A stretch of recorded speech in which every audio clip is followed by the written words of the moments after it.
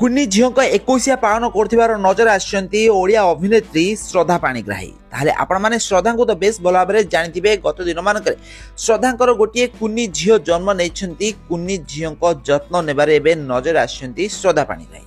ତ ଗତ ଦିନ ମାନଙ୍କରେ ଶ୍ରଦ୍ଧାଙ୍କ ବାହାଘର ହୋଇଥିଲା। ସୁଟିଂ ସେଟ୍ରୁ ଭଲ ପାଇ ଶ୍ରଦ୍ଧା ପାଣିଗ୍ରାହୀ ବିବାହ ବନ୍ଧନରେ ବାନ୍ଧି ହୋଇଛନ୍ତି। ତ ବାହାଘର ପରେ ଏବେ ସେ ମା ହୋଇଛନ୍ତି। ତାଙ୍କର ଗୋଟିଏ କୁନି ଝିଅଟିଏ ଜନ୍ମ ନେଇଛନ୍ତି। ଗତ ବର୍ଷ ଶ୍ରଦ୍ଧାଙ୍କ ବାହାଘର ହୋଇଥିଲା।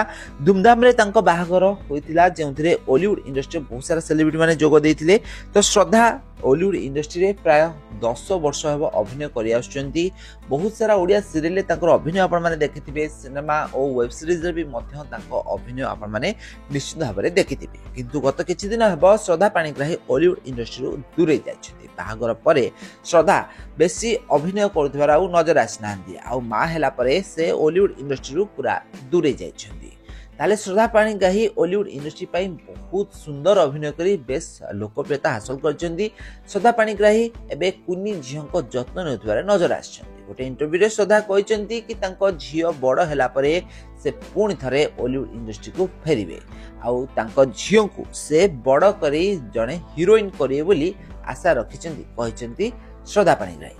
ତାହେଲେ ଶ୍ରଦ୍ଧା ଓଲିଉଡ୍ ଇଣ୍ଡଷ୍ଟ୍ରିରେ ବହୁତ ସୁନ୍ଦର ଅଭିନୟ କରିଛନ୍ତି। ପ୍ରାୟ 10 ବର୍ଷ ହେବ ତାଙ୍କ ଅଭିନୟ ଆପଣମାନେ ଦେଖିବାକୁ ପାଉଥିଲେ। ଗୋଟିଏ ସିରିଏଲରେ ଅଭିନୟ କରିବା ପାଇଁ ଶ୍ରଦ୍ଧା ପାଣିଗ୍ରାହୀ ପାଖାପାଖି 30,000 ଟଙ୍କା ନେଉଥିଲେ। ଏହା ସହିତ ସିନେମାରେ ଅଭିନୟ କରିବା ପାଇଁ ତାଙ୍କୁ ପ୍ରାୟ 3 ଲକ୍ଷ ଟଙ୍କା ମିଳୁଥିଲା। ଏଭଳି ବହୁତ ସାରା ଷ୍ଟେଜ୍ ଶୋ ବି ମଧ୍ୟ ଆପଣମାନେ ତାଙ୍କୁ ଦେଖିବାକୁ ପାଇଥିବେ।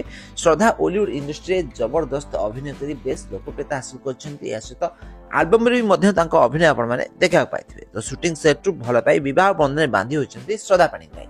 ତ ବର୍ତ୍ତମାନ ସମୟରେ ଶ୍ରଦ୍ଧାଙ୍କର ଗୋଟିଏ କୁନି ଝିଅଟିଏ ଜନ୍ମ ନେଇଛନ୍ତି। ତାହେଲେ ଫ୍ରେଣ୍ଡସ୍, ଆପଣମାନଙ୍କୁ ଶ୍ରଦ୍ଧା ପାଣିଗ୍ରାହୀ କେମିତି ଲାଗନ୍ତି, ତାଙ୍କ ଅଭିନୟ ଆପଣମାନଙ୍କୁ କେମିତି ଲାଗେ ଆମକୁ କମେଣ୍ଟ କରନ୍ତୁ।